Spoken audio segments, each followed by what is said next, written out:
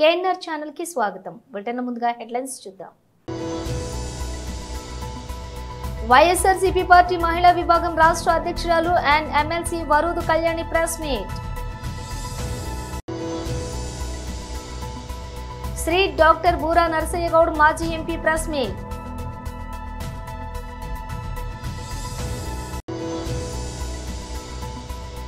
సంగారెడ్డిలో మాజీ మంత్రి ఎమ్మెల్యే హరీష్ రావు విలేకరుల సమావేశం.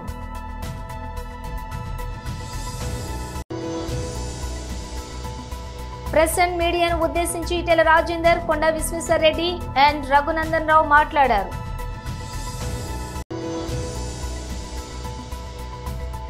దయాల పనిపట్టే మంత్రగత్తె, ఈసారి తమన్నా వంతు. తెలుగుదేశం పార్టీ జాతీయ అధ్యక్షులు రాష్ట్ర ముఖ్యమంత్రి నారా చంద్రబాబు నాయుడు పిలుపు మేరకు రాష్ట్ర వ్యాప్తంగా లీడర్ విత్ క్యాడర్ కార్యక్రమానికి శ్రీకారం చుట్టాం అని గాజువాక ఎమ్మెల్యే టీడీపీ రాష్ట్ర అధ్యక్షులు పల్లా శ్రీనివాసరావు అన్నారు. ఈ మేరకు జీవీఎంసీ 72వ వార్డు అఫీషియల్ కాలనీలోని వార్డు ఇన్ఛార్జ్ అక్కిన లక్ష్మణరావు ఇంటి వద్ద లీడర్ విత్ క్యాడర్ కార్యక్రమాన్ని నిర్వహించారు. ఈ కార్యక్రమానికి ముఖ్య అతిథిగా రాష్ట్ర తెలుగుదేశం పార్టీ అధ్యక్షులు, స్థానిక శాసనసభ్యులు పల్లా శ్రీనివాసరావుతో పాటు మరో అతిథిగా రాష్ట్ర పార్టీ కార్యదర్శి పుచ్చ విజయ్ కుమార్లు పాల్గొని కార్యక్రమాన్ని ప్రారంభించారు. ఈ సందర్భంగా పల్లా మాట్లాడుతూ రాష్ట్ర ప్రజల సంక్షేమం కోసం ప్రభుత్వం అందిస్తున్న సంక్షేమ పథకాలు, వాటి ప్రయోజనాలను ప్రజలలో చేరవేసేందుకు క్యాడర్ పాత్ర చాలా కీలకమన్నారు. క్యాడర్ నుండే నాయకులుగా తయారవుతారన్నారు. క్యాడర్ తో సమావేశమై వార్డులలో ప్రజా సమస్యలు తెలుసుకుని వాటి పరిష్కారానికి కృషి చేయడమే లీడర్ విత్ క్యాడర్ కార్యక్రమం యొక్క ముఖ్య ఉద్దేశమని తెలిపారు. ఎన్నికల్లో ఇచ్చిన వాగ్దానాల్లో చాలా శాతం అమలు చేశామన్నారు. అలాగే టీడీపీ కార్యకర్తల నుండి అభిప్రాయాలు, సమస్యలు పల్లా శ్రీనివాస్ అడిగి తెలుసుకున్నారు. అనంతరం పల్లా శ్రీనివాస్ ఆధ్వర్యంలో పెద్ద ఎత్తున వైసీపీ కార్యకర్తలు టీడీపీలో చేరారు. ఈ కార్యక్రమంలోని నియోజకవర్గం సమన్వయకర్త ప్రసాదుల శ్రీనివాసరావు, టీడీపీ నాయకులు Gajuwaka TDP Prasadulu Srinivas, IT TDP Usharani, ward నాయకులు సాలపు రామారావు, తమ్మిన విజయ్ కుమార్, రత్నకాంత్, కన్నారావు, అధిక సంఖ్యలో కార్యకర్తలు, వార్డు నాయకులు, అభిమానులు పాల్గొన్నారు. మరి ఈరోజు లీడర్ విత్ క్యాడర్ అనే కార్యక్రమానికి శ్రీకారం చుట్టడం జరిగిందండి.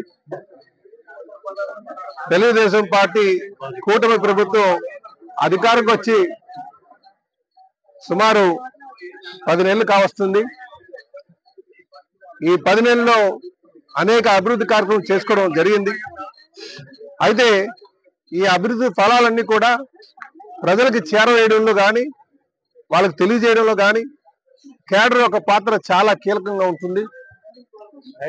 కనుక వారిని ఈ అభివృద్ధి కార్యక్రమాల్లో మమేకం చేయడానికి, అలాగే వార్డుల్లోకి వెళ్ళి ఇలాంటి మీటింగ్లు కండక్ట్ చేసి అక్కడ నేరుగా సమస్యలు ఏవైతే ఉన్నాయో సమస్యలు తీసుకొని ప్రభుత్వం తీసుకెళ్లే దానికి కూడా ఉపయోగపడేటట్టుగా ఈ ప్రోగ్రామ్ ని డిజైన్ చేయడం జరిగిందండి.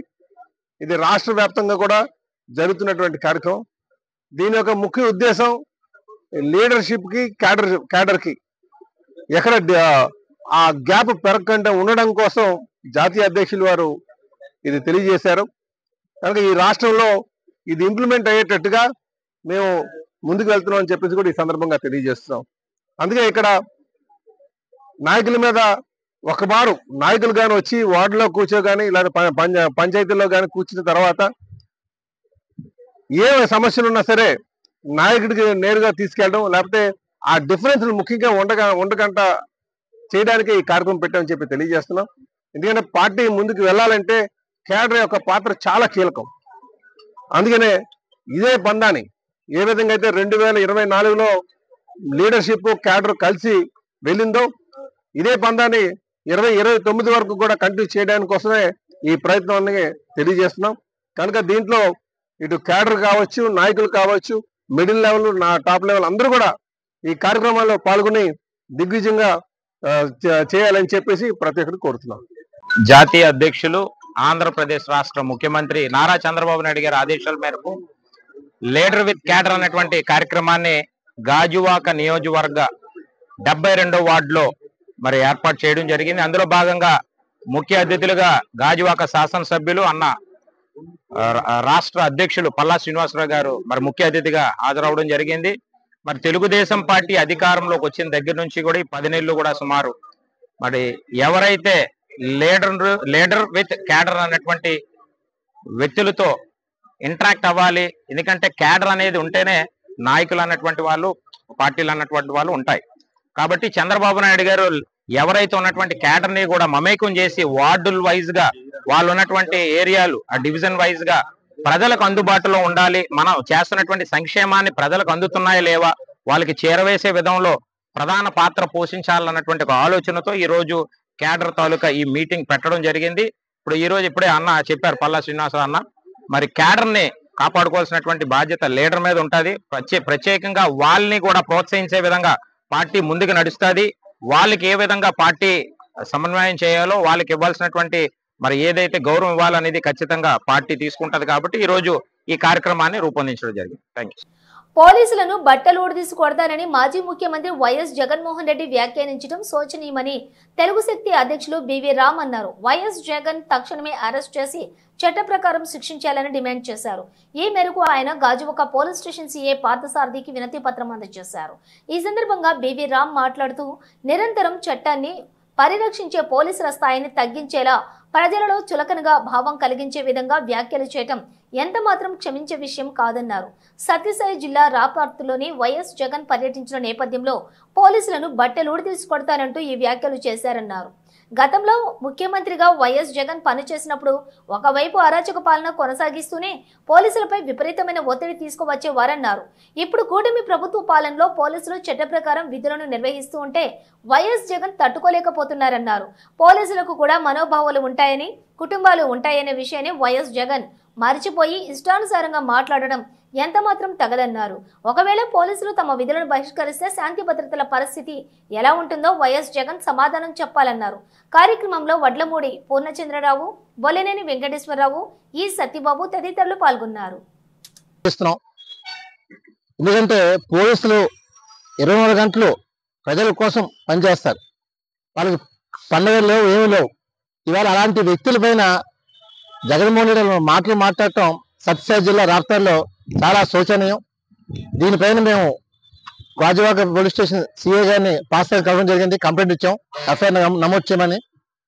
మరి ఇలాంటి మాటలు మాట్లాడితే ముందు ప్రజలకి పోలీసులు ఒక తిరగని భావం తయారవుతుంది. అంటే గతంలో జగన్మోహన్ రెడ్డి గారు ఏ జిల్లాకి వెళ్ళినా చెట్లు నరికి పరదాలు కట్టి ఆ స్థాయిలో పోలీసుల చేత పనిచేయించారు. మరి ఈ రోజు పోలీసులు ఇవాళ అలాంటి మాటలు మాట్లాడటం నిజంగా యావత్తు తెలుగు జాతి ఆశ్చర్యం విస్మయం గురైంది. అంటే ఎలాగైపోయిందంటే మానసిక పరిస్థితి, జగన్ మానసిక పరిస్థితి, పదవి లేదు నేనే సీఎం అన్న ఒక భ్రమలో బతుకుతున్నాడు.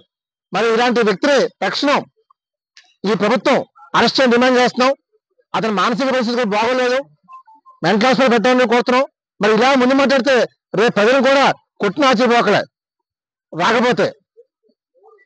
ఇలాంటి వ్యాఖ్యలు ముందు జరగకుండా ఉండాలంటే, ఒక భయం రావాలంటే తక్షణం ప్రభుత్వ ముఖ్యమంత్రి గారు చంద్రబాబు గారు వెంటనే ఆదేశాలు జారీ చేయని కోరుతున్నాం. ఎందుకంటే జగన్ ఒక మానసిక రోగి అయిపోయారు. ఇవాళ వైఎస్ఆర్సీపీ నాయకులందరూ కూడా ఇష్టం వచ్చినట్టు వ్యవహరిస్తున్నారు రాష్ట్రం మొత్తం నలుమూలలా. సో డెఫినెట్ గా జగన్మోహన్ రెడ్డి భవిష్యత్తుగా పోలీసులు క్షమాపణ డిమాండ్ చేస్తున్నాం. అలాగే రాష్ట్ర ప్రభుత్వం కూడా వెంటనే దీనిపై స్పందించి కేసు నమోదు చేయడానికి కోరుతున్నాం. ఇది ఆంధ్రప్రదేశ్ లో తొలిగా గాజువాకలోనే ఎఫ్ఐఆర్ నమోదు కాబోతుంది. అదే ఇలాంటి వ్యక్తుల్ని మనం ఏం చేయాలో అర్థం కావట్లేదు. గతంలో ప్రజలు గెలిపించారు, సీట్లు ఇచ్చారు, అయినా సరే అడ్డంగా దోచుకున్నాడు. ఇవాళ ప్రజలు చీకొట్టారు, పాలన నచ్చక చంద్రబాబు గారు ఓటేసి గెలిపించారు. మరి గతంలో ఏ తప్పు చేయకుండానే చంద్రబాబు గారితో తప్పుడు విధులు జైల్లో చేయించారు. మరి ఇవాళ ఇలాంటి మాటలు మాట్లాడితే సంఘ విద్రోహ శక్తులు రెచ్చగొడుతున్నారు. రేపు డెఫినెట్ గా పోలీసులు కూడా నడి రోడ్లు కొట్టినా ఆశ్చర్యపోకుండా వైసీపీ కార్యకర్తలు కానీ నాయకులు కానీ ఈ జులుం తగ్గాలన్నా, రాష్ట్రంలో ప్రజలకు ఒక ధైర్యం కలగాలని ప్రజల్లో వెంటనే జగన్ అరెస్ట్ చేసి తెలుగు జాతి గౌరవం ఏర్పడుతుందని చెప్పి చంద్రబాబు కోరుతున్నాను. జై హింద్. ఇక డీటెయిల్స్ చూస్తే వైఎస్ఆర్సీపీ పార్టీ మహిళా విభాగం రాష్ట్ర అధ్యక్షురాలు and MLC Varudu Kalyani press meet నిర్వహించారు. చాలా సందర్భాల్లో మనకు అర్థమవుతూ ఉంటుంది, జగన్మోహన్ రెడ్డి గారికి అంత ప్రజాదరణ రావడంతో అసలు 164 సీట్లు కూటమికి వచ్చాయా, మా వైఎస్ఆర్ కాంగ్రెస్ పార్టీకి వచ్చాయా వాళ్ళకి అర్థం కావట్లేదు. అంత ప్రజాదరణ చూసి వెన్నులో వణుకు పుట్టి ఈరోజు ఆవిడ ప్రెస్ మీట్ పెట్టడం జరిగింది. ప్రెస్ మీట్ పెట్టడానికి జగనన్నను తిట్టడానికి ఈవిడికి సమయం ఉంటుంది కానీ ఇదే విశాఖపట్నంలో మొన్ననే తల్లి కూతుర్ల మీద ఒక ప్రేమోన్మాది దాడి చేస్తే తల్లి దారుణంగా రక్తం మడుగులో చనిపోయింది. ఆ బిడ్డ మననే మేము పరామర్శ చేయడం జరిగింది. ఆ బిడ్డ చావు బ్రతుకులతో పోరాడుతూ ఉంది హాస్పిటల్లో. కనీసం పరామర్శ చేయడానికి కూడా హోమ్ మినిస్టర్ గారికి సమయం లేదు. కానీ మా జగనన్నను తిట్టడానికి మాత్రం ప్రెస్ మీట్లు పెట్టడానికి ఈవిడికి సమయం ఉంటుంది. అలాగే తీసుకుంటే కంచరపాలెంలో ఒక మానసిక వికలాంగురాల మీద అత్యాచారం జరిగితే ఆమెను పరామర్శ చేయడానికి కానీ ఆ కుటుంబానికి అండగా ఉండడానికి కానీ ఈవిడికి సమయం లేదు. కానీ జగనన్నను తిట్టడానికి మాత్రం ఈవిడికి సమయం ఉంటుంది. అలాగే మన రాజమండ్రిలో తీసుకుంటే నాగాంజలి ఆత్మహత్యకి ఒక టీడీపీ నాయకుడైన దీపక్ అనే వ్యక్తి వేధింపుల వలన ఆవిడ సూసైడ్ నోట్ రాసి మరీ చనిపోతే కనీసం ఆ కుటుంబాన్ని పరామర్శించడానికి కానీ 13 రోజులు హాస్పిటల్లో ఉంటే ఆ అమ్మాయికి మెరుగైన వైద్యం అందుతుందా లేదా, ఆ అమ్మాయి ఎలా ఉందని చూడడానికి కానీ ఈవిడికి సమయం లేదు. కానీ జగనన్నను తిట్టడానికి మాత్రం ఈవిడికి చెప్పలేనంత సమయం వచ్చేస్తూ ఉంటుంది. అలాగే ఈ రోజు ఈ రాష్ట్రంలో కూటమి ప్రభుత్వం అధికారం వచ్చాక రోజుకి 70 మంది మీద అత్యాచారాలు అఘాయిత్యాలు మహిళల మీద చిన్నారుల మీద జరుగుతూ ఉంటే వాటిని అరికట్టడం చేత కాదు కానీ జగనన్నను తిట్టడానికి మాత్రం ఈవిడికి సమయం దొరుకుతుంది, తిట్టడానికి టైం కేటాయిస్తారు. అలాగే ఈరోజు ఈ రాష్ట్రంలో మద్యం విచ్చలవిడిగా బెల్ షాప్స్ ద్వారా ఏరులై పారుతూ ఉంది. దానిని మాత్రం అరికట్టరు, జగనన్నని మాత్రం తిడతారు. అలాగే ఈరోజు తీసుకుంటే గంజాయి 100 రోజుల్లో గంజాయి అరికడతామని చెప్పి ఈరోజు గంజాయి విచ్చలవిడిగా ఈమె నివాసం ఉంటున్న విశాఖపట్నంలో పెంపకం జరుగుతుంది. గంజాయి రవాణా ఈ విశాఖపట్నం నుంచే జరుగుతుంది. ఆమె నియోజకవర్గమైన పాయకరావుపేట మీదుగానే జరుగుతుంది. దాన్ని అరికట్టడం చేత కాదు కానీ జగనన్నను తిట్టడానికి మాత్రం హోమ్ మినిస్టర్ గారు ముందుగా వస్తారు. అందుకనే ఆవిడకి హోమ్ మినిస్టర్ పదవి ఇచ్చారు. అందుకే ఆ హోమ్ మినిస్టర్గా ఆవిడ పూర్తిగా విఫలమైందని మరీ చెప్తూ ఉన్నాం. ఆవిడ ఒక పాయకరావుపేట ఎమ్మెల్యే మాత్రమే. అలాగే తీసుకుంటే మా జగన్మోహన్ రెడ్డి గారిని పులివెందుల ఎమ్మెల్యే అంటుంది. ఎంత సంస్కారహీనంగా ఒక మాజీ ముఖ్యమంత్రి గారి గురించి ఆవిడ మాట్లాడుతూ ఉన్నారో అర్థం చేసుకోవచ్చు.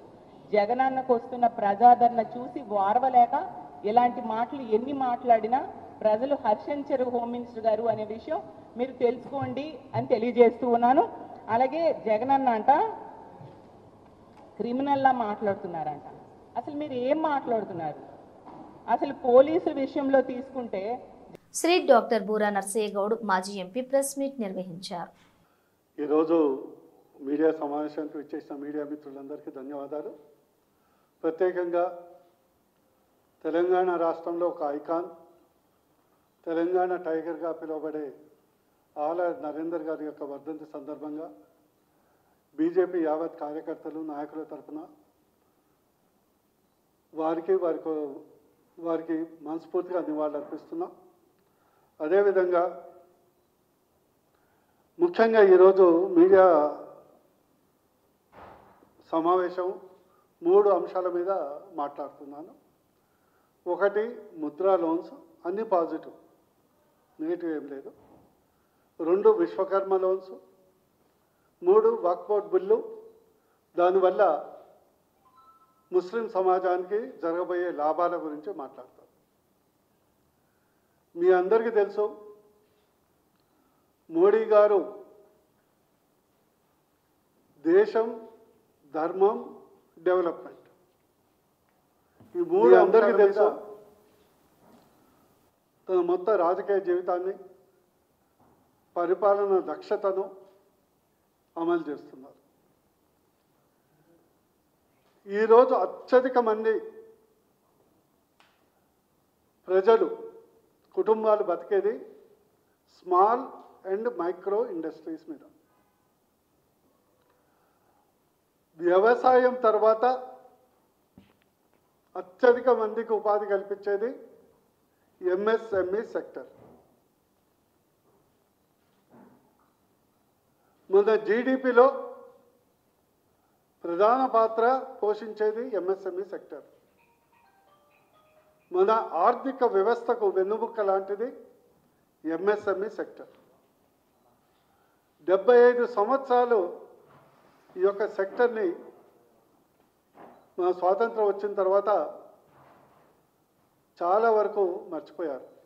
కానీ మోడీ గారు వచ్చిన తర్వాత దేశానికి వెన్నుముక్క అయ్యేటువంటి ఈ సెక్టర్ని, specially small and micro units development కొరకు ఎలాంటి కొలాటరల్స్ లేకుండా, అంటే ఎలాంటి జామీను లేకుండా ముద్రా లోన్, ప్రధానమంత్రి ముద్రా యోజన ప్రవేశపెట్టడం జరిగింది 2015లో. ఇప్పుడు 10 సంవత్సరాలు అయిపోయింది. ఈ సందర్భంగా బీజేపీ కార్యకర్తగా మీ ద్వారా దేశ ప్రజలందరికీ గర్వంగా మేము చెప్పదలుచుకున్నాం, ప్రపంచంలో అతిపెద్ద ఎకనామిక్ స్కీమ్ ఇది. ఈరోజు 52 కోట్ల మంది స్మాల్ ఇండస్ట్రియలిస్ట్ అంటే చిన్న పారిశ్రామికవేత్తలకు 32. సంగారెడ్డిలో మాజీ మంత్రి ఎమ్మెల్యే హరీష్ రావు విలేకరుల సమావేశం నిర్వహించారు. మన నియోజకవర్గ ఇన్ఛార్జ్ తమ్ముడు ఆదర్శ్ రెడ్డి గారికి, శాసన మండలిలో ప్రతిపక్ష నాయకులు, గౌరవనీయులు, పెద్దలు, 2001 నుంచి కేసీఆర్ వెన్నంటి ఉండి నడిచినటువంటి ఉద్యమకారులు పెద్దలు మధుసూదనాచారి గారికి, మన సంగారెడ్డి జిల్లా బీఆర్ఎస్ పార్టీ అధ్యక్షులు, సంగారెడ్డి శాసనసభ్యులు పెద్దలు చింతా ప్రభాకర్ గారికి, మాజీ ఎమ్మెల్యే గారు గౌరవనీయులు సత్యనారాయణ గారికి, మన DCMS చైర్మన్ గౌరవనీయులు శివకుమార్ గారికి, మన పటాన్చెరు కార్పొరేటర్ సోదరుడు మెట్టు కుమార్ యాదవ్ గారికి, అదేవిధంగా మా తెల్లాపూర్ మున్సిపల్ చైర్మన్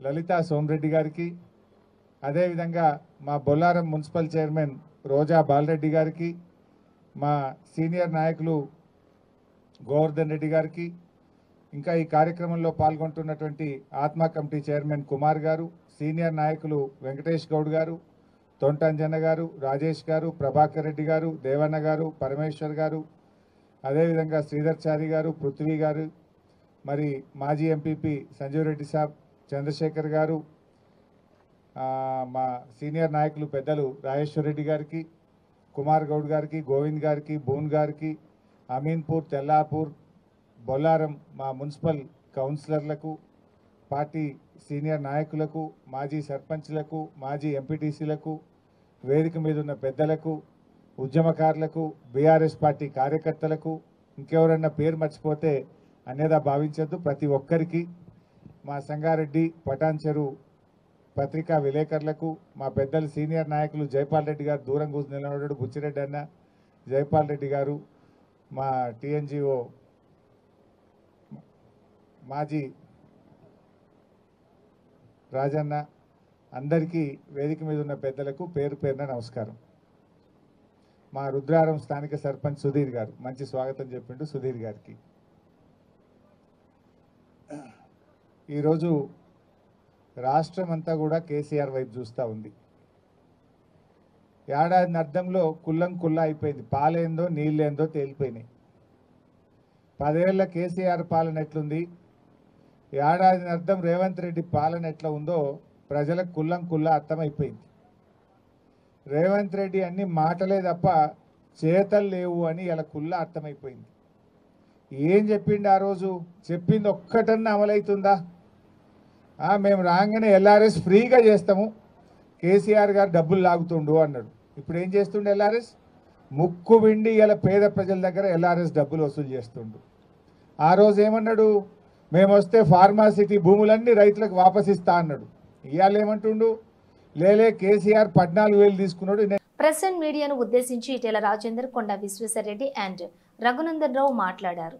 యూనివర్సిటీకి సంబంధించినటువంటి భూమి కొందరు చెప్తున్నారు ఇలా రేవంత్ రెడ్డి కొట్లాడిండు బాగా సుప్రీంకోర్టుకు పోయి. రేవంత్ రెడ్డికే వకీలు వేరే వాళ్ళని పెట్టుకుని కొట్లాడతాడు. ఈయన పోయి కొట్లాడింది ఏందో నాకు తెలియదు. భూమి ఇచ్చింది 2004లో ఇచ్చింది అప్పుడున్నటువంటి ప్రభుత్వం, ఆంధ్రప్రదేశ్ ప్రభుత్వం. దాన్ని తర్వాత వచ్చినటువంటి ప్రభుత్వం 2006లో రద్దు చేసింది. దాని మీద కోర్టుకు పోయిండ్రు. ప్రభుత్వం పోలే కోర్టుకి, రేవంత్ రెడ్డి పోలే, చంద్రశేఖరరావు పోలే, ఇంకా ఎల్ఐ పోలే, మల్లయ్య పోలేదు. భూమి ఏ కంపెనీకి అయితే IMG అనేటువంటి కంపెనీకి అలాట్ అయిందో IMG కంపెనీ నాకు ఇచ్చిన భూమిని తర్వాత వచ్చిన ప్రభుత్వం గుంజుకున్నది. ఇది మంచి పద్ధతి కాదు, నాకు ఇయ్యండి, నేను క్రీడల్ని అభివృద్ధి చేస్తా అని పోయింది. నీకు అది చేసేటువంటి శక్తి కానీ సామర్థ్యం కానీ లేదు, నీకు అది ఆ భూమి ఇవ్వడం తప్పు అని చెప్పి హైకోర్టు ఆ కేసుని కొట్టివేసింది. హైకోర్టు కొట్టేసిన తర్వాత మళ్ళీ రాష్ట్ర ప్రభుత్వం పోలేదు. మళ్ళీ అదే సంస్థ సుప్రీంకోర్టుకు పోతే హైకోర్టు ఇచ్చినటువంటి తీర్పు కరెక్టే ఉంది, దాంట్లో మేము ఇన్వాల్వ్ కావాల్సినటువంటి అవసరం లేదని చెప్పి సుప్రీంకోర్టు 2024 సంవత్సరం లోపల ఆ జడ్జిమెంట్ని కన్ఫర్మ్ చేసింది, హైకోర్టు ఇచ్చిన జడ్జిమెంట్ని. ఇక 2024 కంటే ముందు ఈయన పోయింది ఎక్కడ, ఈయన వకాలత్ చేసింది ఎక్కడ, ఈయన ఆర్గ్యూ చేసింది ఎక్కడ, ఈయన ప్లీడర్లను కలిసింది ఎప్పుడు, అసలు వీళ్ళ కేసు ఉన్నదనే విషయం కూడా తెలియదు. సరే వచ్చింది, ఇవాళ విషయం ఏంది, అప్పుడు 400 ఎకరాలు ఇవ్వడాన్ని హైకోర్టు తప్పుపట్టింది. హైకోర్టు వెనక్కిమన్నది. వెనక్కంటే ఆ భూములు ఎవరి, ఆ భూములు 2324 ఎకరాలకు సంబంధించినటువంటి భూములు, అంటే సెంట్రల్ యూనివర్సిటీ భూములు. ఆ 400 ఎకరాలు మీరు ఇచ్చిందే చెప్తున్నారు 2324. ఇందిరమ్మ రాజ్యం పొద్దుగాలైతే ఇందిరమ్మ పేరు లేకపోతే వీళ్ళకి బతుకు తెరవేలేదు. మరి ఆ ఇందిరమ్మ అప్పుడు ఇచ్చినటువంటి సెంట్రల్ యూనివర్సిటీ భూములు 2324 ఇప్పుడు యాజ్ ఇట్ ఈస్గా కాంపౌండ్ వాళ్ళు కట్టిరు రేవంత్ రెడ్డి గారు. మిగతా పంచాయతీలన్నీ తర్వాత మాట్లాడుకుందాం. ఒకవేళ 2324 లేవు, 2012లో అప్పటి కలెక్టర్ రాసినట్టు 2185 ఎకరాలే ఉన్నాయి. అందులో ఈ 400 ఎకరాలు కూడా వీళ్ళదనే చెప్పిండు కలెక్టరు, కానీ కోర్టు పరిధిలో ఉందని రాసిండు. కోర్టు ఎలా భూమి ఆ ప్రైవేట్ వ్యక్తిది కాదు అని చెప్పింది. అంటే భూమి ఎవరిది అవుతుంది, సెంట్రల్ యూనివర్సిటీది అవుతుంది. 2185 ఎకరాలు 2012వ సంవత్సరంలో ఉమ్మడి ఆంధ్రప్రదేశ్లో రంగారెడ్డి జిల్లా కలెక్టర్ ఏ భూములు అయితే సెంట్రల్ యూనివర్సిటీ భూములని రాసిండో అవి సెంట్రల్ యూనివర్సిటీకి ఇచ్చేస్తే పంచాయతీ అయిపోతుంది. ఇక నిన్న మన కొందరు శుద్ధపూసలు మాట్లాడుతున్నారు, మేమే కాపాడినాం భూములను, మా నాయననే కొట్లాడిండని. అసలు తప్పు వాళ్ళు చేసారు. మీకు ఇప్పుడు ఉత్తరం కాపీ ఇస్తా. 2012లో హెచ్ఆర్డి మినిస్టర్ హోదాలో గౌరవనీయులు ధర్మేంద్ర ప్రధాన్ గారు then Telangana chief minister Chandrashekar Rao గారికి ఉత్తరం రాసి ఈ భూములు 2185 ఎకరాల భూములు ఏవైతే ఉన్నాయో ఆ భూముల్ని సెంట్రల్ యూనివర్సిటీ పేరు మీద ఎలినేట్ చేయమని చెప్పారు. ఇలా చెప్తుండొచ్చు కోర్టుల కేసు ఉంది కాబట్టి ఎలినేట్ చేయలేదు. కోర్టుల కేసున్న 400 పక్కన పెడితే మిగతా 1785 ఎకరాలన్నా సెంట్రల్ యూనివర్సిటీ కాంపౌండ్ వాళ్ళు కట్టాల్సింది ఉండే కదా అప్పుడున్నటువంటి టీఆర్ఎస్ ప్రభుత్వం. నీళ్లు నిధులు నియామకాలు మా భూములు మాకే, ఇది కదా తెలంగాణ పంచాయతీ. బాగా చదువుకున్నావు కదా కేటీఆర్, మరి ఎందుకు 1785 ఎకరాలు 2012లో కలెక్టర్ రాస్తే 10 ఏళ్ళు మీరు భూములు వంచిర్రు, పైసలు వంచిర్రు, మస్తు తెలంగాణని బంగారుతో. బ్రిటన్ ముగించే ముందు హెడ్లైన్స్ మరోసారి. వైఎస్ఆర్సీపీ పార్టీ మహిళా విభాగం రాష్ట్ర అధ్యక్షురాలు and MLC Varudu Kalyani press meet. Shri doctor Bura Narasaiah Goud మాజీ MP press meet.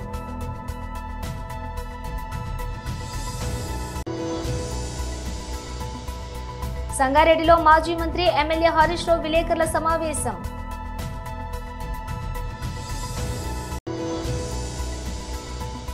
Press and మీడియాను ఉద్దేశించి ఈటెల రాజేందర్, కొండా విశ్వేశ్వర్ రెడ్డి అండ్ రఘునందన్ రావు మాట్లాడారు.